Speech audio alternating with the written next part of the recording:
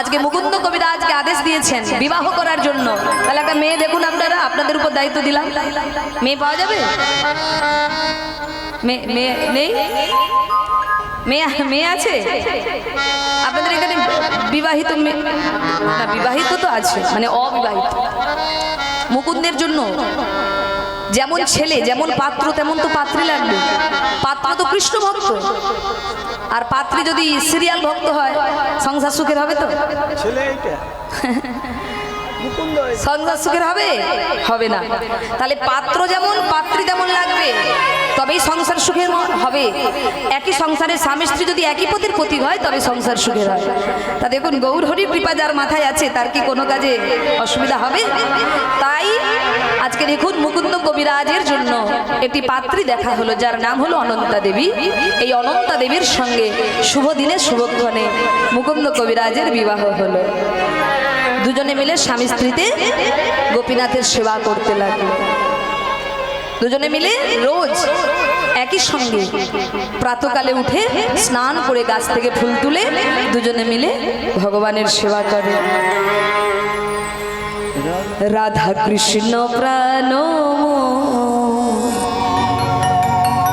যুগল কিশোর, রাধা কৃষ্ণ প্রাণ যুগল কিশোর, রাধা কৃষ্ণ প্রাণ যুগল কিশোর, রাধা কৃষ্ণ প্রাণ যুগল কিশোর, রাধা কৃষ্ণ প্রাণ মোর যুগল কিশোর, জীবনে মরণে গতি, জীবনে মরণে গতি, জীবনে মরণে গতি, জীবনে মরণে গতি, আর নাহি মোর যুগল কিশোর, রাধা কৃষ্ণ প্রাণ যুগল কিশোর, রাধা কৃষ্ণ প্রাণ মোর যুগল কিশোর।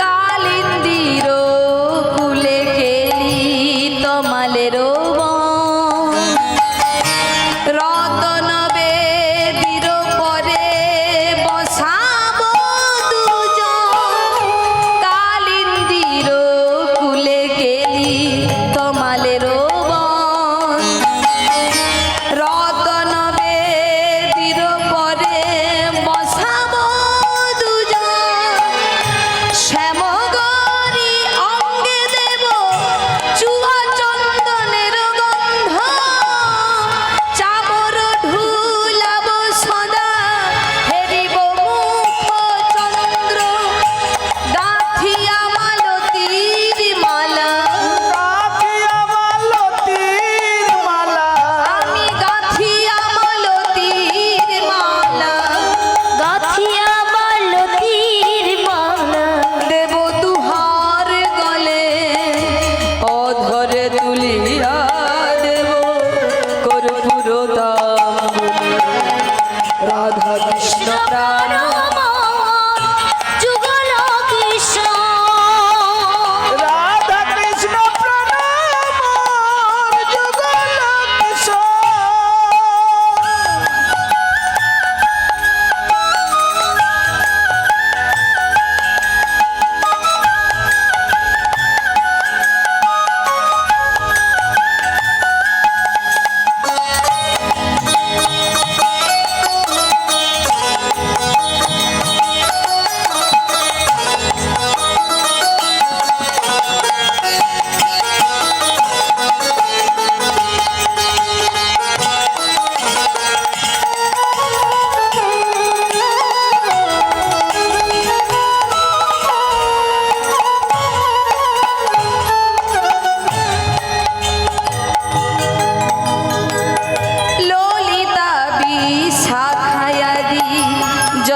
সখী বৃন্দা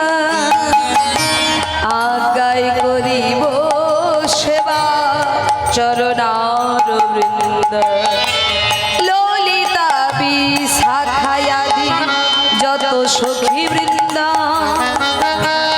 আজ্ঞায় করিব সেবা চরণার বৃন্দ শ্রীকৃষ্ণ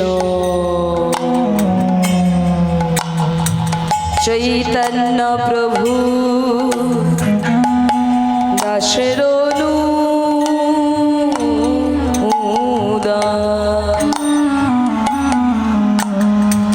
শ্রীকৃষ্ণ চৈতন্য প্রভু দাসের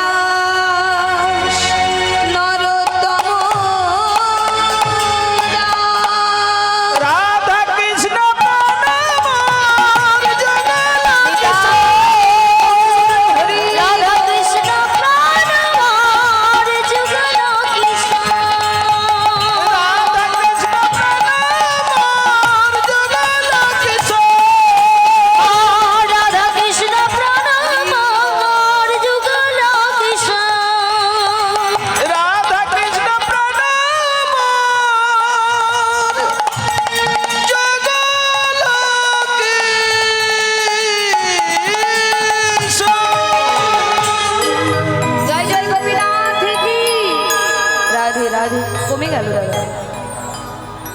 জয় রাধে, জয় রাধে। মনিটা চলে গেছে। জয় রাধে, জয় রাধে, রাধে। জয় নিতাই। মনিটার নেই।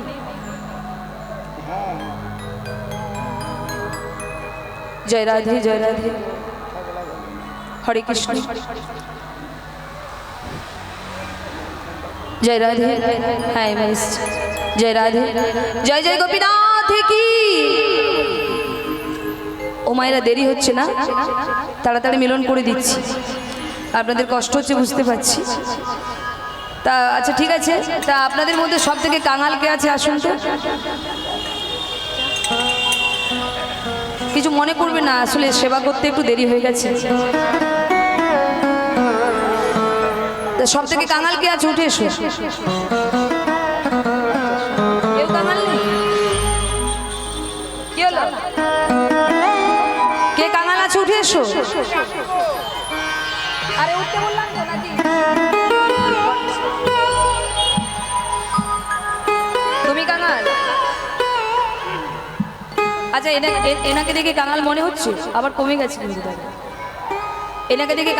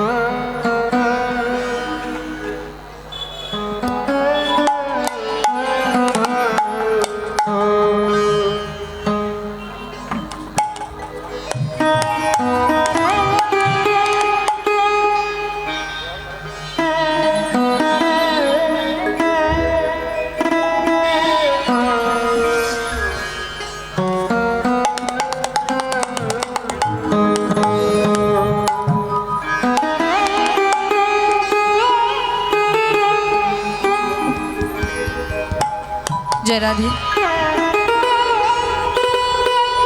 জয় নিতাই, জয় জয় নিতাই। রাধে, জয় রাধে, জয় রাধে। কেমন হচ্ছে? জয় রাধে।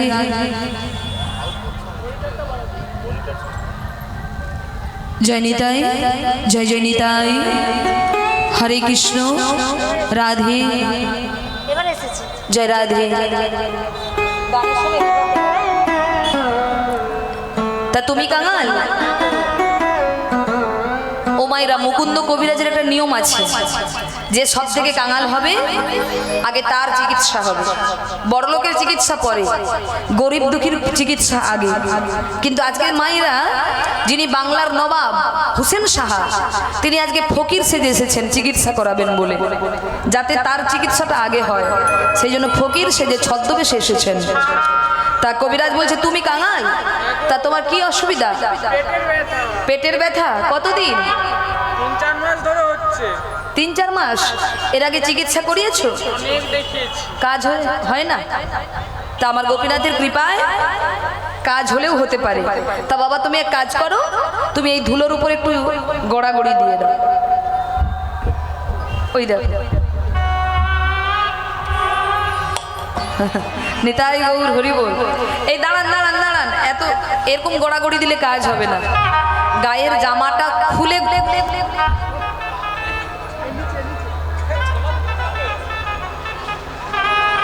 গায়ের জামা খুলে, আরে ধুলি না গায়ে লাগলে রোগ যাবে কি করে? কি নবাব মনে মনে ভাবছে, আমাকে বলছে জামা খুলে এই ধুলার উপর গড়াগড়ি দিতে? হ্যাঁ, কিন্তু কিছু করার নেই এখন, কারণ এসে গেছি তো এনার কাছে। এখন ইনি যা বলবে তাই শুনতে হবে। কিন্তু যদি রোগ না সারে, আমি যে কে সেটা আমি ভালোভাবেই দেখিয়ে দিয়ে যাব।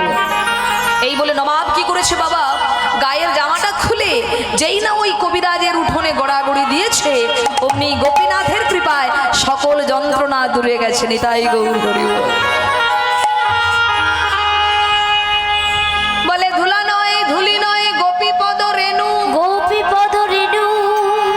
কি গো মা, দেখবেন অনেক জায়গায় দেখেছি যেখানে সাধুগুরু বৈষ্ণব আসে, অনেক মায়েরা, অনেক বাবারা সেই জায়গার ধুলোতে গড়াগড়ি দেয়।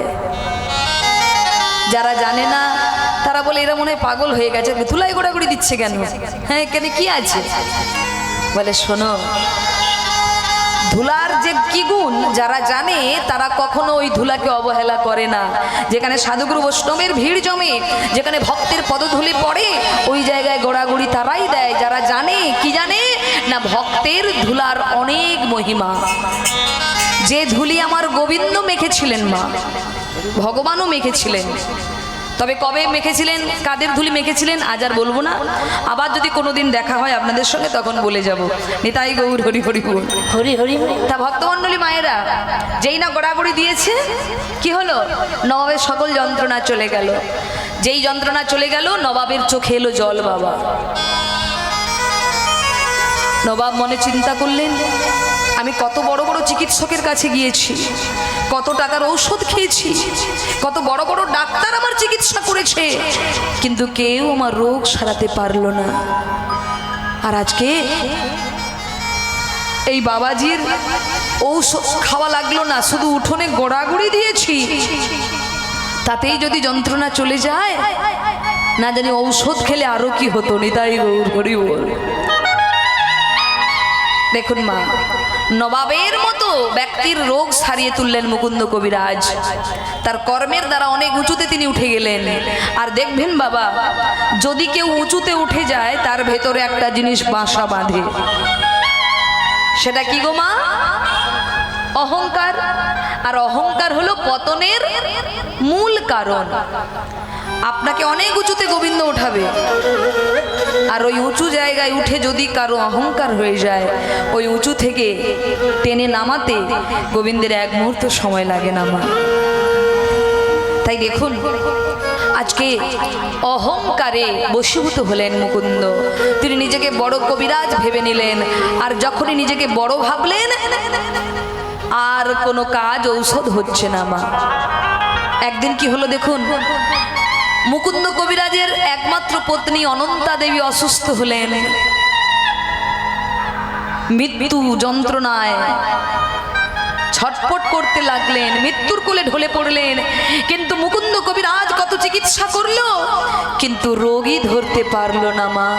সুস্থ হবে কি, দিন দিন আরো মৃত্যুর কোলে ঢলে পড়ছে।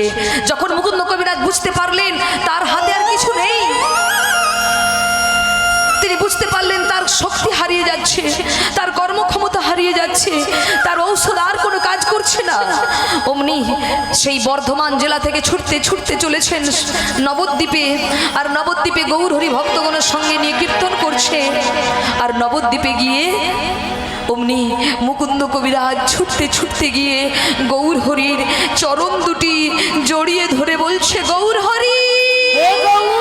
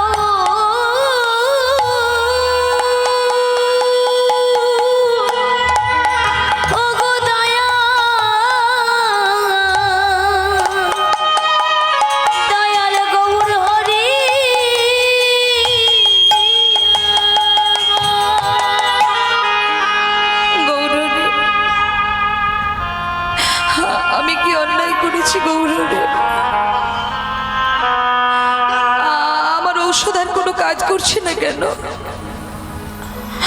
আমার চিকিৎসায় একদিন মানুষ সুস্থ হয়েছে, কিন্তু আজ আমার নিজের স্ত্রী অসুস্থ। আমি তাকে সুস্থ করতে পারছি না প্রভু। আমি কি অপরাধ করেছি তুমি বলে দাও।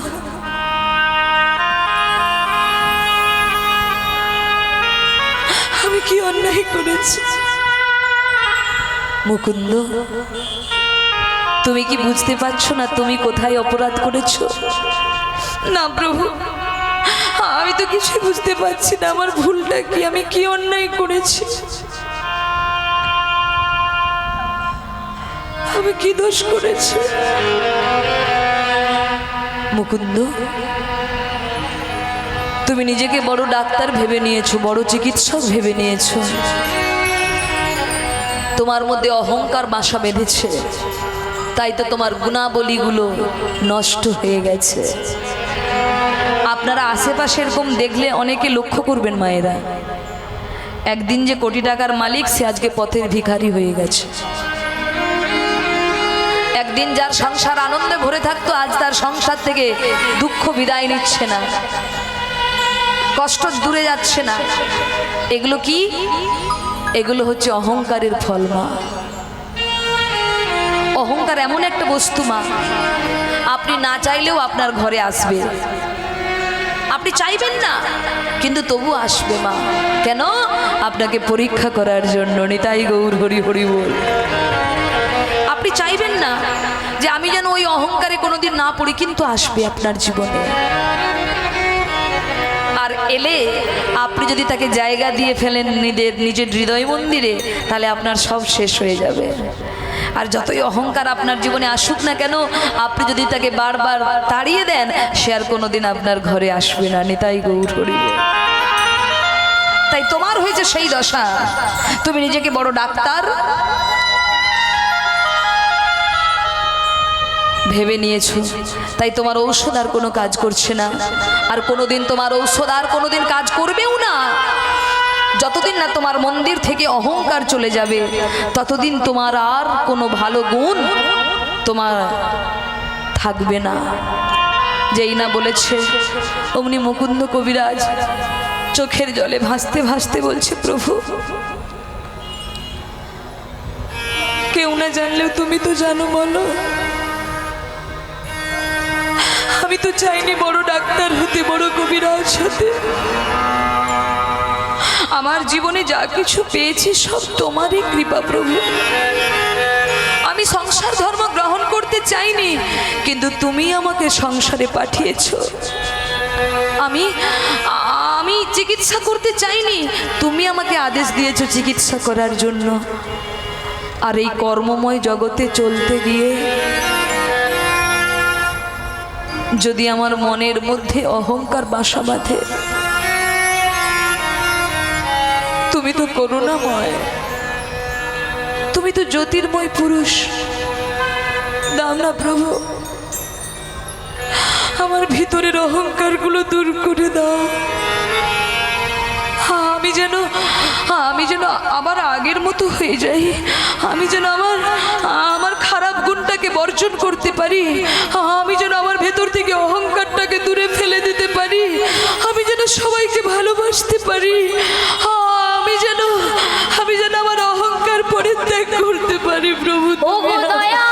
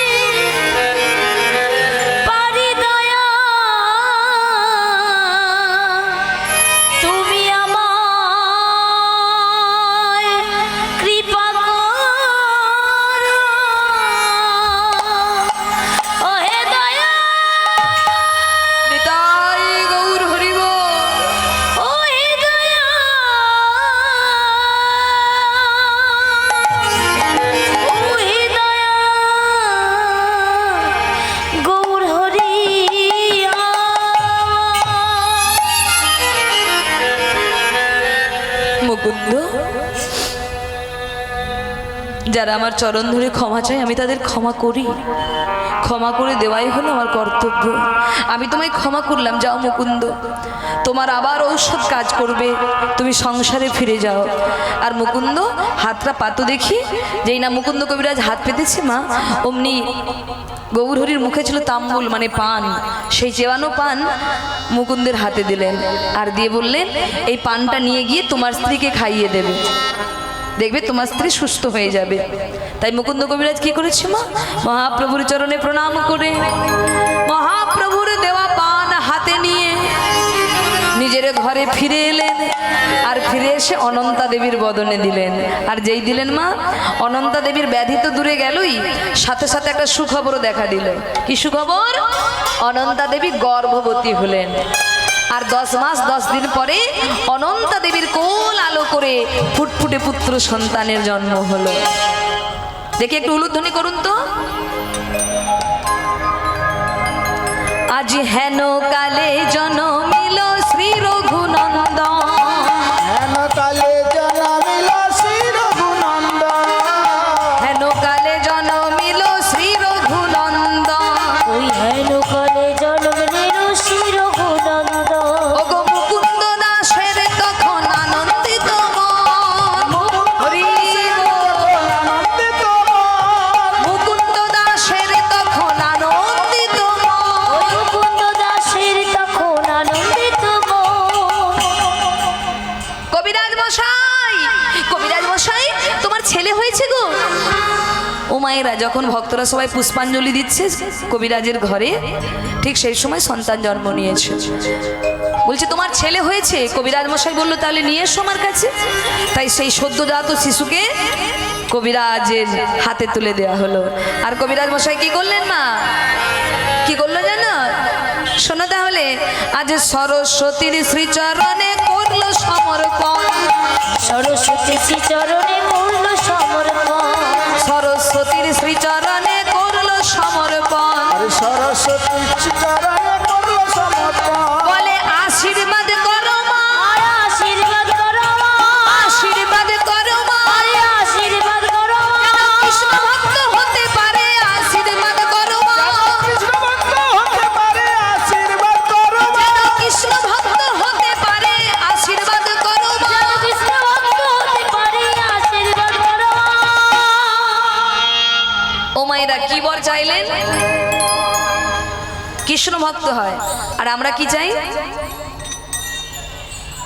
এখানে কোনো মা আছেন যারা সন্তান পৃথিবীতে আসবার আগে ভগবানের কাছে বলেছেন যে ঠাকুর তোমার সেবার জন্য আমাকে একটা সন্তান দাও? কে বলেছেন? হাত তুলুন। ও মায়েরা, সুসন্তান দাও বলেছি কেউ? কৃষ্ণ ভক্ত সন্তান দাও চাইনি, এটাই চাই ভগবানের কাছে। মা সরস্বতীর পুজো যখন হয় মায়ের কাছে গিয়ে সবাই চাই ধনং দেহি, যশং দেহি, বিদ্যাং দেহি। হ্যাঁ, বলে বিদ্যা মধ্যে কোন বিদ্যা? জগৎ মধ্যে সার, কৃষ্ণ ভক্তি বিদ্যা বিনা বিদ্যা নাহি আর। বলে চারিবেদ ষড় দর্শন পড়িয়াছে যেই জন, সে যদি গৌরাঙ্গ নাহি ভজে, বৃথা তার অধ্যায়ন, লোচন বিহীন জন, দর্পণ অন্ধে কিবা কাজে। আবার বললেন বেদ বিদ্যা দুই কিছু নাহি জানই, সে যদি গৌরাঙ্গ করে সার, নয়নানন্দেতে ভনে, সেই তো সকলই জানে, সর্বসিদ্ধি কর তলে তার। মা, ছেলেমেয়েরা এত উচ্ছৃঙ্খল কেন? এখনকার দিনে ছেলেরা তো মোবাইল ছাড়া কিছু বোঝেই না। মোবাইল না হলে খাবে না, মোবাইল না হলে ঘুমোবে না। হ্যাঁ, কেন বলুন তো? কারণ মা গর্ভবতী অবস্থায় যাহা যাহা চিন্তা ভাবনা করবে, তার গর্ভের সন্তান সেই গুণাবলী নিয়ে জগতে আসবে, সেই গুণাবলী নিয়ে জগতে আসবে। আপনি ছেলেকে দোষ দিলে হবে না, আগে নিজের দিকে তাকিয়ে দেখুন, যখন আপনার গর্ভে আপনার সন্তান ছিল আপনি তখন কি কি কর্ম করেছেন। লক্ষ্য করলেই বুঝতে পেরে যাবেন আপনার ছেলে কেন এমন হলো। আপনি গর্ভবতী অবস্থায় যদি চুরি করেন, আপনার ছেলে চুরি বৃত্তি শিখবে। আপনি যদি গর্ভ অবস্থায় ভালো কর্ম করেন, আপনার ছেলে ভালো মানুষ হবে, কারণ মায়ের উপর সন্তান বড় হবে। মা যদি ঠিক হয় সন্তান ভালো হবেই হবে, তাতে বিন্দুমাত্র সন্দেহ নাই। এই যে দেখুন, একটা বাচ্চা ছেলে 4 বছর বয়সে জগৎ মাতিয়ে ফেললো। কে নাম যেন তার? টিভিতে দেখেন না, মোবাইলে দেখেন না, ভাগবত দাস ব্রহ্মচারী গো, বাচ্চা ছেলে 4 বছর বয়সে। হ্যাঁ, তিনি মঞ্চে উঠে বললেন হাই হ্যালো ছোড়ো হরে কৃষ্ণ বলো। ওইটুকু বাচ্চা ছেলে কি করে পেল? সে তার মায়ের কাছ থেকে। কারণ মা গর্ভবতী অবস্থায় যেদিন থেকে সন্তান গর্ভে এসেছে সেদিন থেকে তার মা গীতা পাঠ করেছে। তাই তো সেই গীতা মুখস্থ শ্লোক তার। আমরা তো সত্য যুগের, ত্রেতা যুগের, দাপর যুগের ব্যাখ্যা দিতে পারি, কিন্তু কলিযুগের উদাহরণ দেখুন ওই বাচ্চা ছেলেটি। এই তো 2 দিনের ছেলে, সে সারা জগতে শ্রেষ্ঠ হয়ে উঠছে, সকলের কাছে পরিচিত হয়ে উঠল। কিসের জন্য? তার কর্মের জন্য। কেউ খারাপ কর্ম করলে জগতে ছড়ায়, আবার কেউ ভালো কর্ম করলেও জগতে ছড়ায়। এই যে কিছুদিন আগে ডাক্তাররা যেটা করলো, হ্যাঁ, তারা কি কম ডিগ্রি? তাদের কম টাকার মালিক তারা, কিন্তু এমন কর্ম করলো সকলের কাছে খারাপ হয়ে গেল, সকলের চোখে বিষ হয়ে গেল, এমন কর্ম করলো। আবার ওই বাচ্চা ছেলেটা এমন কর্ম করলো জগতের সবার কাছে আদরের হয়ে উঠলো। হ্যাঁ, তাহলে মা, সকলের মৃত্যু হবে, কেউ বাঁচবো না। কারো 2 দিন আগে, কারো 2 দিন পরে, মৃত্যু সবার হবে। কিন্তু মৃত্যুর মধ্যে পার্থক্য কি জানো? কোন কোন মানুষের মৃত্যু হলে পেছনে সামনে বলে বলো হরি হরি বল, আবার অনেকে বলে আসছে বছর আবার হবে, এবছর দাদু গেছে, পরের বছর ঠাকুমা যাবে, এরকম বলতে বলতে যায়। আবার মদ না হলে আবার মরা পড়াও হবে না। হ্যাঁ, শ্মশানে কেউ যাবে না, মদের বোতল চাই তবে শ্মশানে যাবে। এমন ভাব দেখায় যেন জীবনে ওই জিনিসটা কোনোদিন খাইনি, এই প্রথম খাবে, পরের পেয়ে।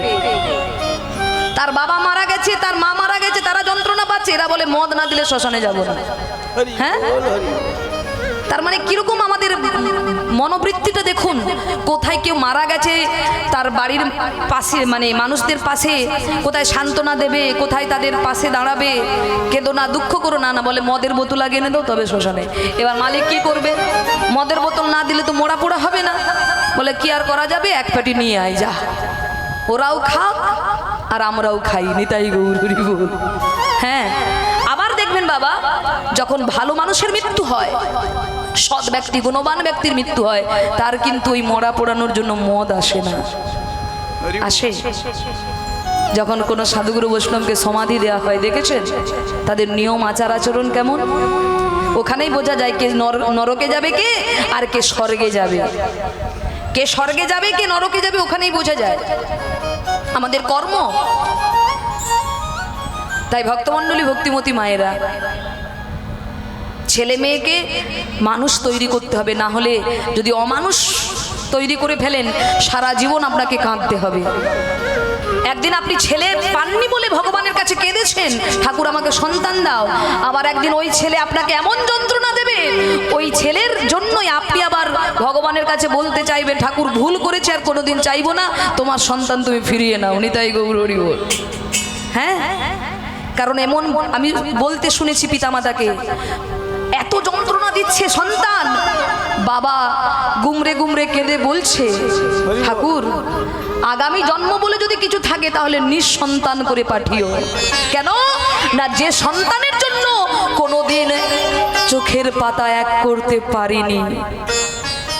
তাই মা, সন্তান চাও, কিন্তু সন্তানকে মানুষ তৈরি করো।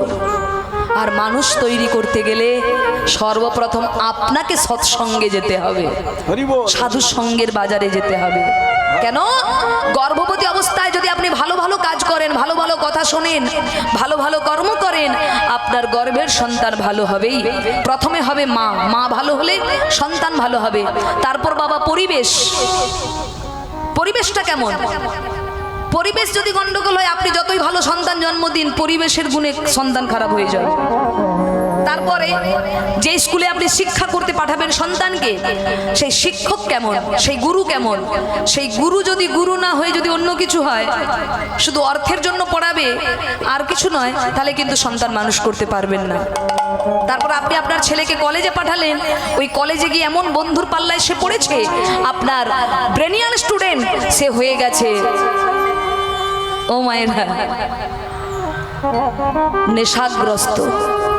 যে ছেলে আপনার স্কুলে ফার্স্ট হতো, সে আজকে এমন বন্ধুর পাল্লায় পড়েছে, সেই বন্ধুর পাল্লায় পড়ে আপনার ছেলে হয়ে গেছে মাতাল। নিতাই গৌর হরি হরি বল। তাই শুধু মা যে ভালো হলেই হবে তা নয়, সাথে সাথে পরিবেশ, গুরু, শিক্ষক সব যেন ভালো হয়, তবেই আপনি ভালো মানুষ হতে পারবেন। এই যে ভাগবত দাস ব্রহ্মচারী, তার মা যেমন ভালো, তার পরিবেশও ভালো। পরিবেশটা কিরকম, তার জন্ম কোথায়, বৃন্দাবন, গিরি গোবর্ধন পর্বতের কাছে বৃন্দাবনে। তাই মা, সে তাই এত মহান হয়েছে। তাই আপনি যদি আপনার সন্তানকে মানুষ না করতে পারেন, সারা জীবন কাঁদতে হবে। তাই আজকে কৃষ্ণ ভক্ত সন্তানের জন্ম হলো, নাম রাখলো কি, কি নাম রাখবে গো, বলে এমন একটা নাম রাখো যাতে আধ্যাত্মিক কল্যাণ হয়। কি কল্যাণ, ধরুন ছেলে মেয়ের নাম এমন রেখেছেন, নামটা মুখে উচ্চারণ করতেও বিবেকে বাঁধে। কেউ নাম রাখে পাপাই, কেউ রাখে ঝাঁপাই, এ আবার রেখেছে লাফাই। ও মায়েরা, পাপাই পাপাই, সারাদিন মা ডাকছে পাপাই পাপাই, মানে গ্রামে যত পাপ আছে সব আমার ঘরে আয়। কিন্তু ছেলের নাম যদি ভগবানের নাম দিয়ে রাখেন, সারাদিনে ভগবানকে ডাকার সময় পাবেন না, কিন্তু ছেলেকে কতবার ডাকবেন, গোপাল খাবি আয়, গোপাল পড়তে বস, গোপাল স্কুলে যাবি আয়, কতবার ছেলেকে নাম ধরে ডাকবেন। আর ওই ছেলের নাম যদি গোপাল রাখেন বা নারায়ণ রাখেন, অজামিলের কি গতি হলো, পাপী হয়ে উদ্ধার হয়ে গেল, গোলক বৈকুণ্ঠে চলে গেল। যে সারা জীবন বড় বড় পাপ করে গেল, কিন্তু ছেলের নাম নারায়ণ রেখে সে যদি গোলক বৈকুণ্ঠে যেতে পারে, তাহলে আমরা কেন পারবো না। তাই সন্তানের নাম ভগবানের নাম দিয়ে রাখুন। তাই আজকে মুকুন্দ কবিরাজ তার ছেলের নাম রাখলো কি মা, রঘুনন্দন রঘুনন্দন রঘুনন্দন, রঘুপতি রাঘব রাজা রাম, পতিত পাবন সীতারাম, রঘুপতি রাম রাজা রাম, পতিত পাবন সীতারাম, রঘুপতি রাঘব রাজা রাম, পতিত পাবন সীতারাম,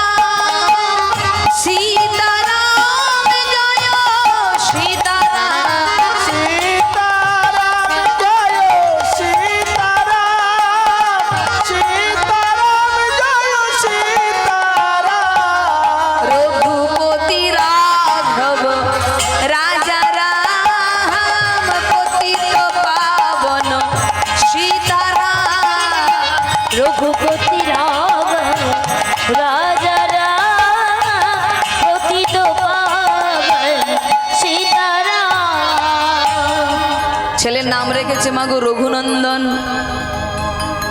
তাই মা সেই রঘুনন্দন পিতামাতার স্নেহের ছায় বড় হচ্ছে। যখন 5 বছর বয়স বাবার কোলে বসে ভাগবত কথা শুনছেন রঘু। কোনোদিন ধ্রুবের চরিত্র, কোনোদিন প্রহ্লাদের চরিত্র মুকুন্দ কবিরাজ পাঠ করে শোনাতে লাগলো। মহাপুরুষদের জীবন কাহিনী শুনলে কি হবে? আপনার মধ্যে মহান চিন্তা ভাবনা জাগবে।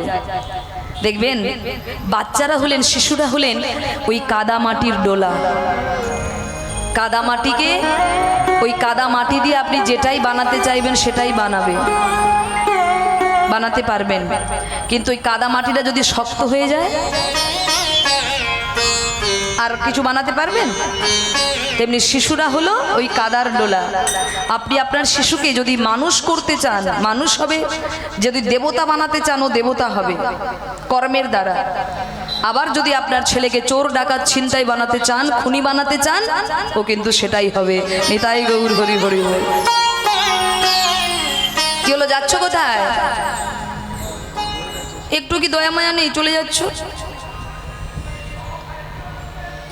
ও মা আর 15 মিনিট একটু বসে যান, মিলন না দেখে গেলে বাড়িতেও মিলন হবে না, যাও।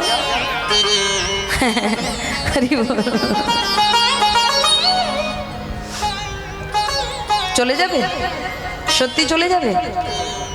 আচ্ছা যাও। নিতাই গৌর হরি হরি বল। ও ভাইরা, আজকে দেখুন ছেলে বড় হচ্ছে। একদিন আসতে মা, আপনারা তো আবার জুড়ি ছাড়া যেতে পারেন না, নিজেও যাবেন, সবাই ঝাড় সহ তুলে নিয়ে যাবেন। সেই জন্য তো বলছি আর একটুক্ষণ বসে যান। এত সময় কষ্ট করে বসলেন, আর শেষের মিলনটা একটু দেখে চলে যান। রাধে রাধে, নিতাই গৌর হরি বল। আপনারা না থাকলে ভক্তের কথা শুনবে কে? ভক্তের মান তো আপনারাই দেবেন, ভক্ত যারা হবে। সবাই কি ভক্তের মান দিতে পারে না। আর একটু সময় বসে যান। তা আজকে দেখুন মুকুন্দ কবিরাজ ছেলেকে বড় করছে ভাগবত কথা শুনিয়ে। একদিন মুকুন্দ কবিরাজ পূজাতে বসেছে, পুজো করবে। অর্ধেক পুজো হয়েছে, আর পাশের গ্রাম থেকে একটা ছেলে চিৎকার করতে করতে আসছেন, কবিরাজ মশাই, কবিরাজ মশাই, কবিরাজ মশাই, কবিরাজ মশাই, কবিরাজ মশাই, কবিরাজ মশাই।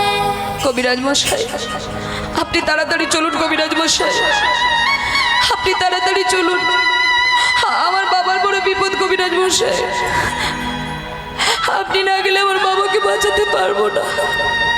আপনি চলুন, আপনার দুটো পায়ে পড়ছি, আপনি তাড়াতাড়ি চলুন, বিলম্ব করবেন না। কবিরাজ মশাই আরে আরে আরে আরে আরে কি করছো? হ্যাঁ আমার পায়ে ধরছো কেন? আরে আমার পায়ে নয়, আমার পায়ে নয়। ধরতে যদি হয় গোপীনাথের পায়ে ধরো। উনি পারে তোমার বাবাকে সুস্থ রাখতে, উনিই পারে তোমার বাবাকে ভালো করতে, আমার পায়ে নয়। না কবিরাজ মশাই আপনি চলুন। কবিরাজ মশাই আপনি এই গ্রামের ভগবান, আপনি এই গ্রামের ভগবান। আমরা ভগবানকে চোখে দেখিনি, কিন্তু আপনার মতো মানুষকে দেখেছি। আপনি আপনি কাঙালের ভগবান, আপনি তাড়াতাড়ি চলুন। আপনি না গেলে আমার বাবা বাঁচবে না। কিন্তু আমার গোপীনাথের পুজো যে এখনো সমাপ্ত হয়নি। আমার গোপীনাথের পুজোটা আমি করি, তারপর তোমার সঙ্গে তোমার গ্রামে যাব। না না আমার আপনি পুজো করতে গেলে আর যদি দেরি হয়ে যায়, আমি আমার বাবাকে বাঁচাতে পারবো না। কবিরাজ মশাই আপনি তাড়াতাড়ি চলুন, আপনার দুটো পায়ে ধরে। ও মায়েরা, যে সকল সন্তান পিতামাতাকে ভালোবাসে, কোনোদিন ভগবানের চরণে মাথা নত করেছে কিনা বলতে পারবো না, কিন্তু কোনো কোনো সন্তান আছে বাবা মায়ের চরণে রোজ প্রণাম করে, তারপর সে কর্মে যায়। এটাই হলো প্রকৃত সন্তান। বলে ভগবানকে না ডাকো দুঃখ নেই, কিন্তু পিতা মাতাকে দুঃখ দিও না। পিতামাতাকে কষ্ট দিও না। ভগবানের চরণে যদি তুমি প্রণাম না করো, ভগবান কিছু মনে করবে না। কিন্তু বাবা মাকে যদি শ্রদ্ধা ভক্তি করতে না পারো, তোমার সন্তান হয়ে পৃথিবীতে এসে লাভটাই কি হলো? তোমার জন্য তোমার বাবা মা কত কষ্ট করেছে, আর আজকে তুমি বড় হয়ে যদি সেই পিতামাতাকে ভুলে যাও, তোমার বেঁচে থেকে লাভটাই বাকি। পাশের মানুষ অনেকে অনেক কথা বলবে তোমার সংসারটা ভাঙার জন্য, কিন্তু তুমি অন্যের প্রলোভনে পড়ে নিজের পিতামাতাকে ভুলে যেও না গো। যারা পিতামাতাকে ভালোবাসে, মা বাবা মায়ের যদি কিছু হয়ে যায় তারা থাকতে পারে না। তাই ওই ছেলেটা ডাক্তারের পায়ে ধরছে, মানে কবিরাজের পায়ে ধরছে, আপনি চলুন। হে গোপীনাথ, আমি এখন কি করব? তোমার পুজো এখনো সম্পূর্ণ করতে পারিনি, আর এই ছেলেটা এইভাবে আমার পায়ে এসে ধরলো, কি করি?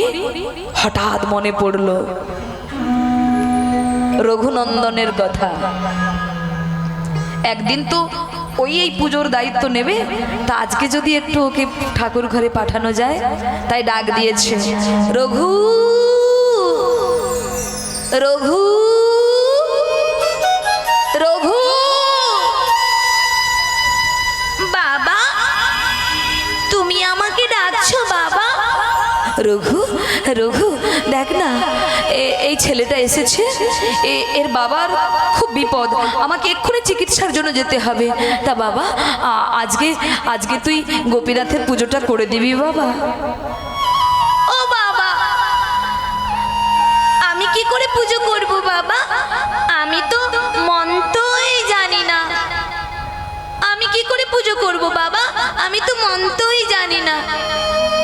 কি বললি? আর একবার বল। বলছি তো, মন্তর মন্তর মন্তর, আমি তো মন্তরই জানি না। আমি কি করে পুজো করব বাবা? রঘু, মন্তর মন্তর মন্তর, ওরে তোর মন যেভাবে চাইবে তুই সেইভাবে গোপীনাথের পুজো করিস। যে যত নিয়ম নিষ্ঠা করে পুজো করুক না কেন, যদি মন না দিতে পারে তার পুজোর দ্রব্য গোবিন্দ গ্রহণ করে না। তাই গুরুদেব বলেছে রোজ 16 মালা জপ করবে। অনেকে দেখেছি মা হাঁটতে চলতে রাস্তায় নামের মালা ধরে নামমালা জপ করতে করতে যাচ্ছে না। জপ যদি করতে হয়, যার নাম জপ করবে তাকে যেন নয়নে দর্শন করতে পারো জপের সময়, তবেই হবে তোমার প্রকৃত জপ। কি গো মা, টকের কথা বললেই জিভে জল আসে কিনা? টক, আম বলুন, তেঁতুল বলুন, যত রকমের টক আছে, ওই কথা যখনই আপনার মনে হবে জিভে জল আসবে। টকের চিন্তা করলে জিভে জল আসে, তেমনি গোবিন্দের চিন্তা করলে যেন তোমার নয়নে গোবিন্দের রূপ ভেসে আসে, তবেই হবে প্রকৃত ভজন। তো রাস্তায় চলছেন, হাঁটছেন, নামের মালা জপ করছেন, নামের মালা জপ করতে করতে বলছেন, দাদা আলুর দাম কত? দাদা পটল কত টাকা দাম? না, জপ ওটা নয়। জপ কেন? জপের মালার ভেতরে কেন, জপের থলির ভেতরে কেন মালা দিয়েছে? ওটা তো বাইরে রাখতে পারতো, ভেতরে কেন? কারণ জপ যদি করতে হয় গোপনে করো, ভজন হয় গোপনে, প্রকাশ্যে কখনো ভজন হয় না। নিতাই গৌর হরি বল। বলে আপন ভজন কথা না কহিবি যথা তথা, আপন আপনি হইবি সাবধান। কৃষ্ণ ভজনের কথা, কৃষ্ণ বিরহের কথা, এটা লোক দেখানো জিনিস নয়, এটা যে যার অন্তরের জিনিস, অন্তরে রাখতে হয়। নিতাই গৌর হরি বল। তাই ভক্তমণ্ডলী, ভক্তিমতী মায়েরা, যার নাম করবেন তার নাম করার সাথে সাথে যেন তার রূপ তোমার নয়নে আসে। সেই দিন যদি কোনোদিন আসে, নামের মালা জপ করতে করতে তার রূপ যদি তোমার সম্মুখে ভেসে আসে, সেই দিন ভাববেন আপনি গুরু কৃপা লাভ করেছেন। নিতাই গৌর হরি বল। তাই মা, যতই আপনি নৈবেদ্য সাজিয়ে দিন, অন্তরে যদি শুদ্ধ ভক্তি না থাকে, আপনার ওই নৈবেদ্য গোবিন্দ গ্রহণ কোনোদিন করবে না। তা আজকে কি করছেন দেখুন,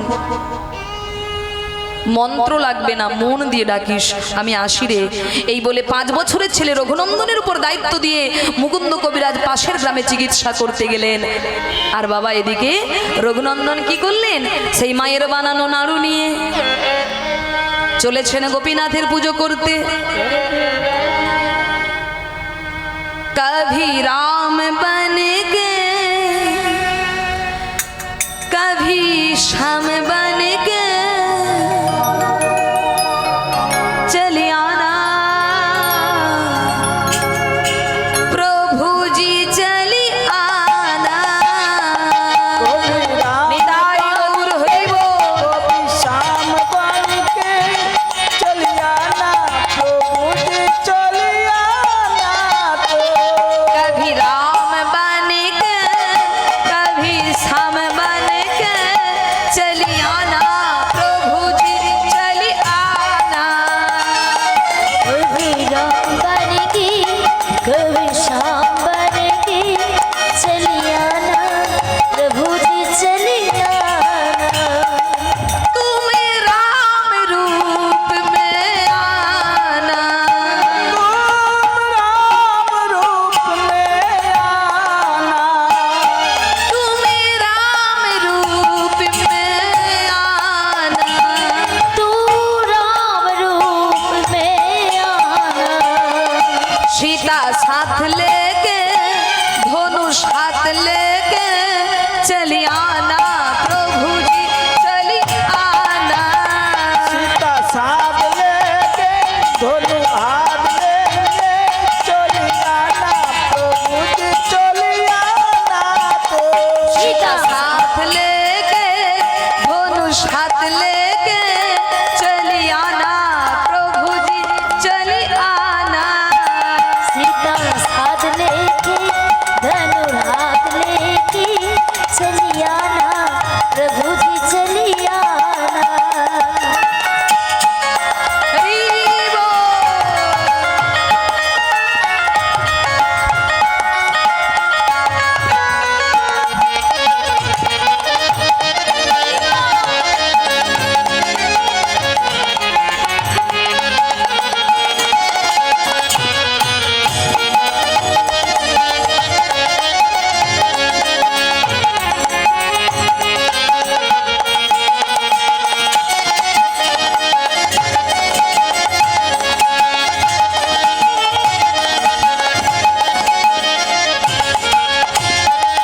तुम श्याम रूप में आना तुम शाम रूप में आना तुम श्याम रूप में आना। तुम श्याम रूप में आना। राधा साथ लेके मुरली हाथ लेके चली आना प्रभु जी चली आना। राधा साध लेंगे मुरली हाथ लेंगे चलियाना प्रभु जी चलियाना राधा साथ लेके मुरली हाथ लेके चली आना प्रभु जी चली आना। राधा साथ लेके मुरली हाथ लेके चली आना प्रभु जी चली आना। कभी राम बन के कभी श्याम बन के चली आना प्रभु जी चली आना।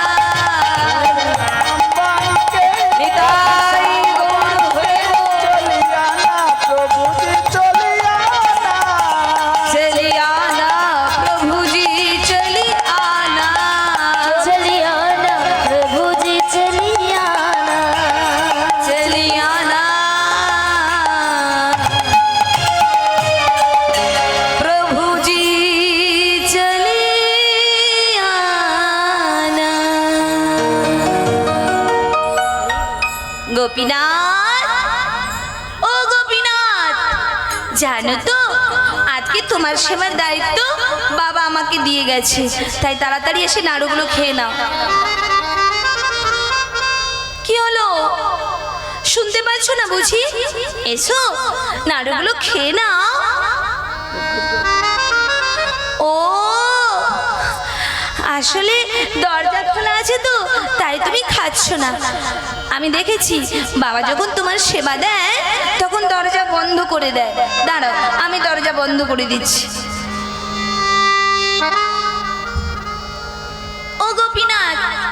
দেখো আর কিন্তু কেউ নেই, তুমি আর আমি। এসো এসো গোপীনাথ, সেবা করো, এসো। কি হলো, তুমি আসছো না যে? ও বুঝেছি, বাবা তোমাকে রোজ সুন্দর করে সাজিয়ে দেয়, তাই তুমি বাবার হাতে খাও। দাঁড়াও, আমি তো তোমাকে বাবার মতো করে সাজাতে পারবো না গোপীনাথ, তবে আমি চেষ্টা করব তোমাকে এই ফুলের মালাগুলো দিয়ে সাজানোর। জানো, বাবা যখন রোজ তোমাকে সাজাতো, আমি ওই জানালার ফাঁক দিয়ে লুকিয়ে লুকিয়ে দেখতাম। জানো গোপীনাথ, আমারও না খুব ইচ্ছে করতো আমি কবে তোমায় আমার এই দুটো হাত দিয়ে সাজাবো। ও গোপীনাথ, এসো, আজ আমি তোমায় সাজিয়ে দিই। আমি সাজাবো তোমারে মোহন সাজে, আশা ছিল মনে, আমি সাজাবো তোমারে মোহন সাজে, আশা ছিল মনে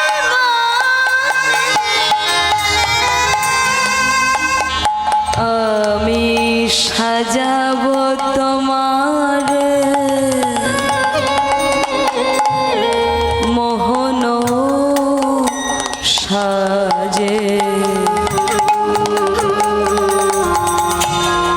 আশা ছিল মনে, আমি সাজাবো তোমারে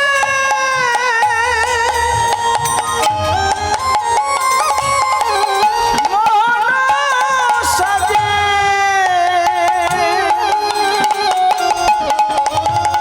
আশা ছিল মনে মনে, ও গো গোপীনাথ, গোপীনাথ,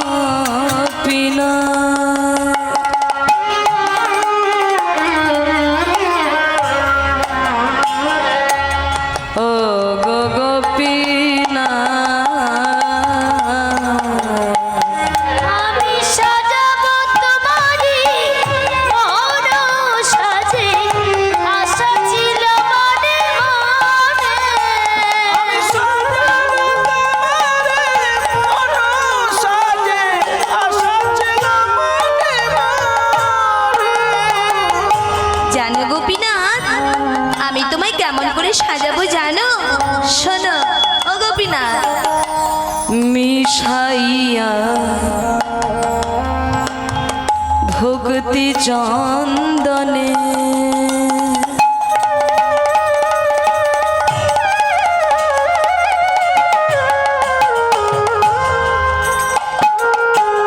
মন কুসুম দেব তোমার,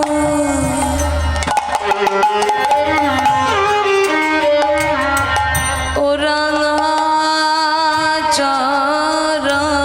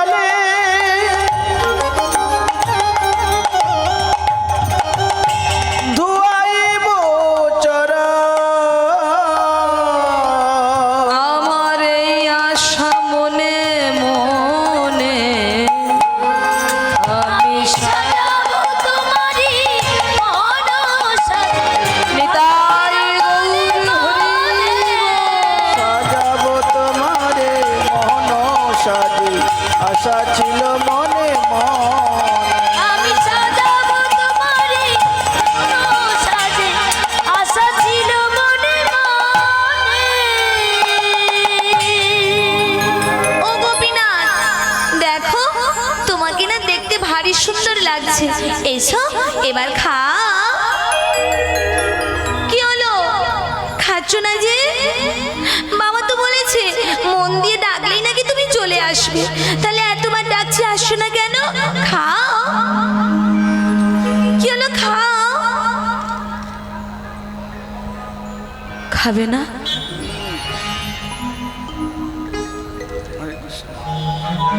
ও গোপীনাথ, তুমি কি তাহলে আমার হাতে খাবে না?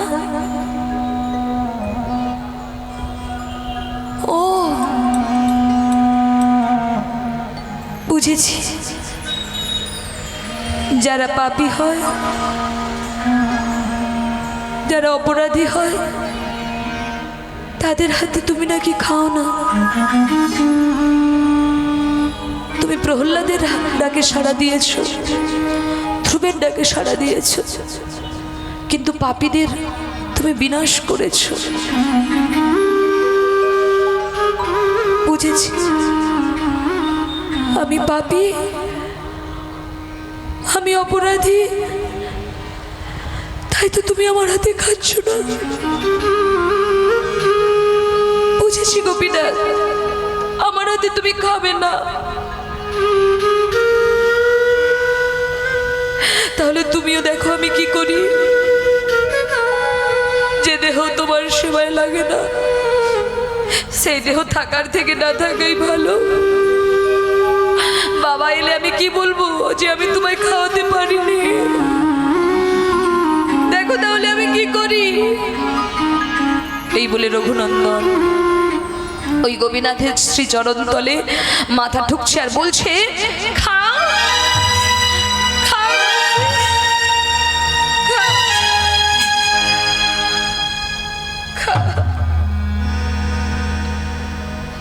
আর যখন মাথা ঠুকেছে মা,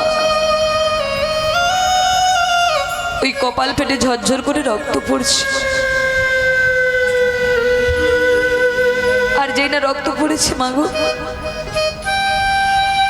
আর ওই পাথরের বিগ্রহ পাথর হয়ে থাকতে পারেনি। ভগবান ভাবছে এই জগতে এমন করে কেউ তো কোনোদিন আমার সেবা দেয়নি। আমি খাচ্ছি না বলে ছেলেটা মাথা ফাটিয়ে ফেলছে।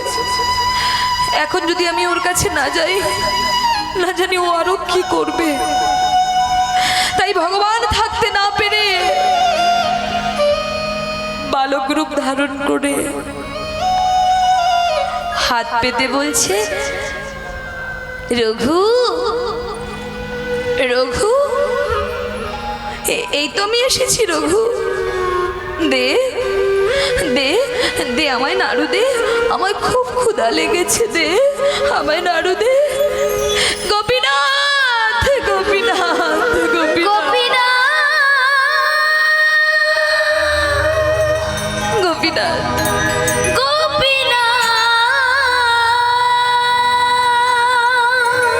তুমি এসেছো গোপীনাথ।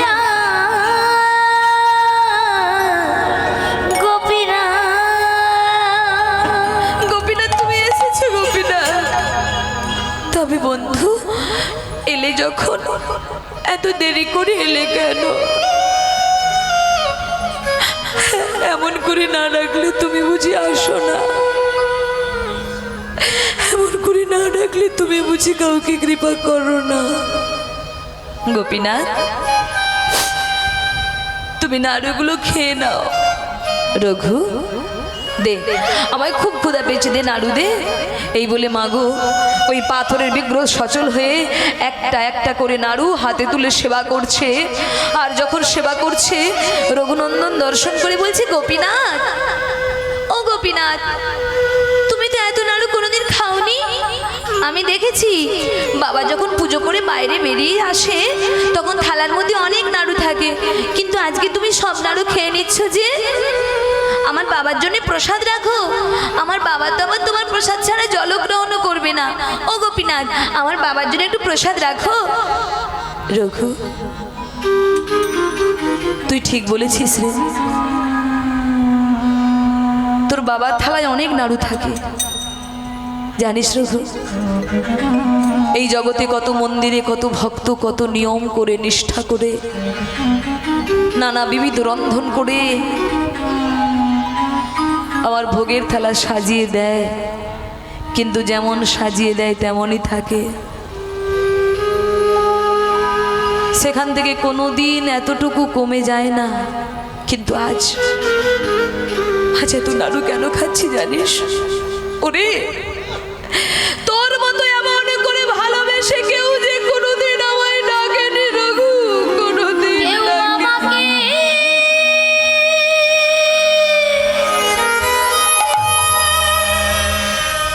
এমন করে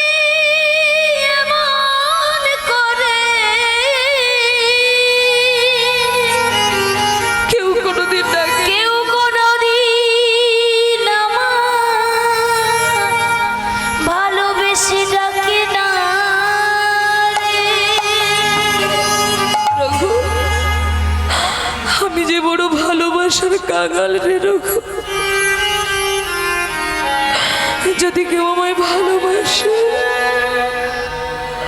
আমি তার জন্য সবকিছু করতে পারি।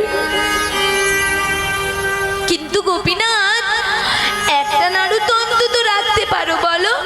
আমার বাবা তো তোমার প্রসাদ ছাড়া জলগ্রহণ করবে না, আমার বাবার জন্য একটা নাড়ু রেখে দাও। না না না, ওই একটাও আমার লাগবে, দে দে বলছি। এই বলে জোর করে একটি নাড়ু ছাড়িয়ে নিয়ে কি করেছে জানো মা? নিজে না খেয়ে, গোপীনাথ নিজে না খেয়ে রঘুনন্দনের মুখে জোর করে দিয়ে বলছে, যা যা, তোর পূজা হয়ে গেছে, যা বাইরে বেরিয়ে যা যা। এইবার মা ওই একটা নাড়ু খেতে খেতে রঘুনন্দন মন্দিরের ভেতর থেকে বাইরে আসছে, আর এদিকে মুকুন্দ কবিরাজ চিকিৎসা করে ফিরে এসেছে। এসে বলছে, রঘু পুজো করেছিস? হ্যাঁ বাবা, এই তো মন্দির থেকে বেরোচ্ছি, তাহলে প্রসাদ দে, প্রসাদ দে। প্রসাদ? ও বাবা, প্রসাদ কোথায় পাবো বলো? আজকে না ওই গোপীনাথ সব নাড়ু খেয়ে নিয়েছে। কি? আর একবার বল। হ্যাঁ গো বাবা, আজকে না ওই গোপীনাথ সব নাড়ু খেয়ে নিয়েছে। রঘু, তোরা এত বড় স্পর্ধা, তুই গোপীনাথের নামে মিথ্যা কথা বলছিস? ছি ছি ছি ছি ছি, ওই তো তোর মুখের মধ্যে নাড়ু খাওয়ার চিহ্ন লেগে আছে। ছি রঘু, তুই আমার ছেলে হয়ে তুই মিথ্যা কথা বলছিস, তা আবার গোপীনাথের নামে? ছি রঘু, ছি। বাবা, তুমি বিশ্বাস করো বাবা, আমি সত্যি বলছি বাবা, আমি নাড়ু খাইনি বাবা। তুমি আমার কথা বিশ্বাস করো, আমি নাড়ু খাইনি বাবা। ওই গোপীনাথ নাড়ু খেয়েছে। রঘু, আর যদি তুই গোপীনাথের নামে মিথ্যা বলেছিস, তোকে আজ আমি মেরেই ফেলবো। মারো বাবা, তুমি যত খুশি আমাকে মারো, তবু আমি বলবো বাবা, আমি নাড়ু খাইনি। তুমি বিশ্বাস করো, আমি নাড়ু খাইনি বাবা, ওই গোপীনাথ খেয়েছে। ভক্তমণ্ডলী, মুকুন্দ কবিরাজ ভাবছে আমার ছেলে তো কোনোদিন মিথ্যা বলে না, ও মিথ্যা তো বলতেই জানে না। জন্মের পর যার কর্ণে দিয়েছি কৃষ্ণ নাম, জন্মের পরে যাকে গোবিন্দ চরণে সঁপে দিয়েছি, সে কি আমার কখনো মিথ্যা বলতে পারে? না না না না না, আমার কোথাও ভুল হচ্ছে না তো, আমার কোথাও ভুল হচ্ছে না তো।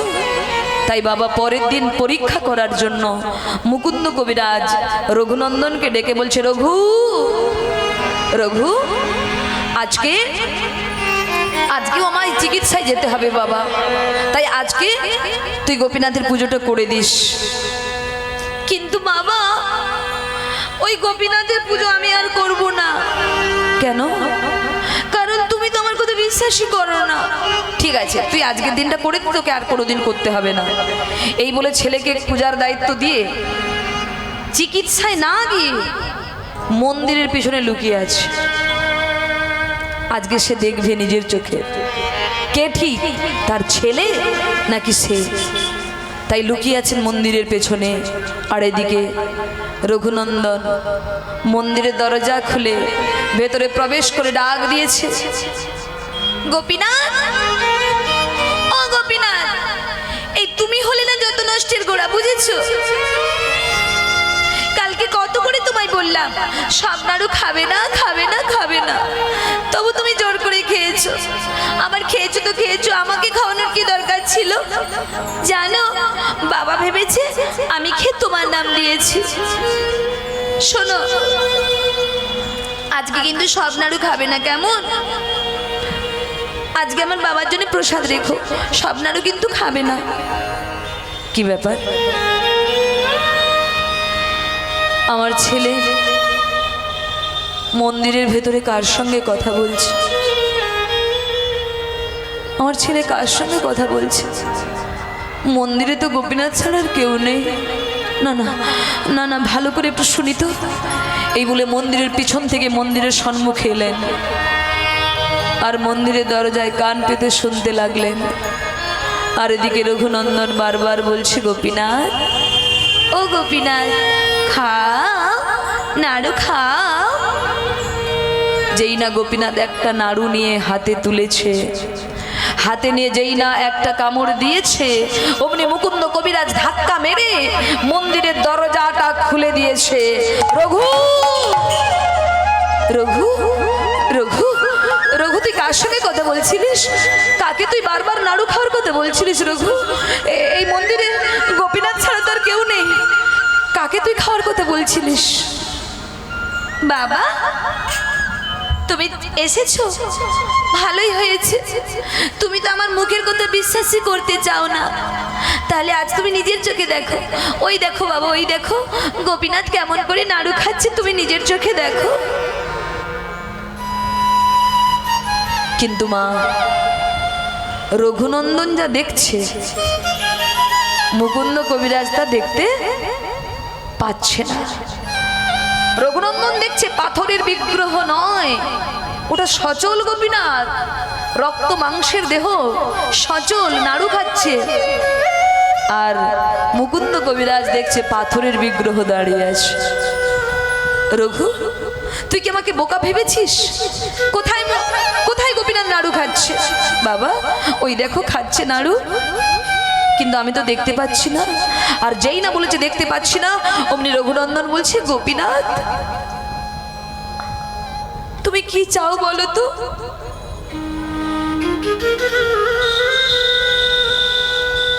বলো না তুমি কি চাও?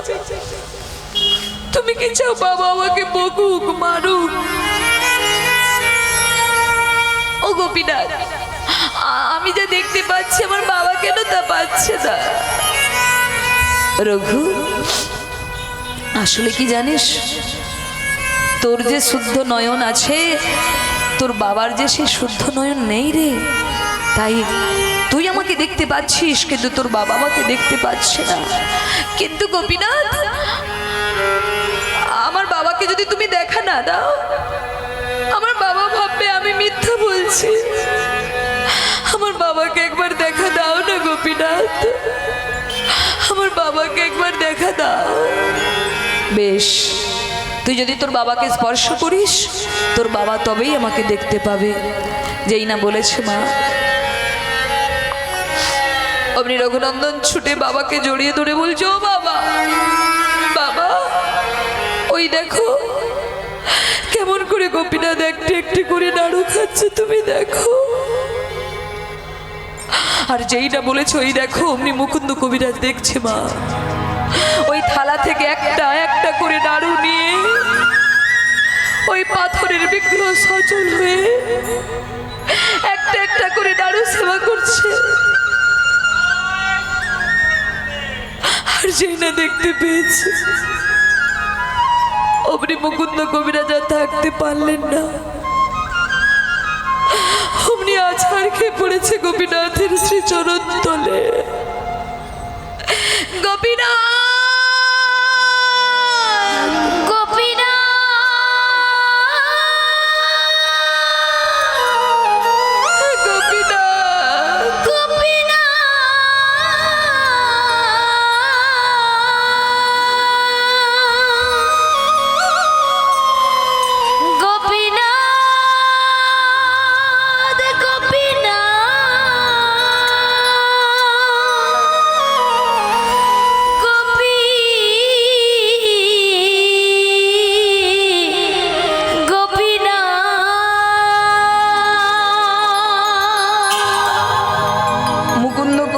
অচৈতন্য হয়ে পড়েছে মা।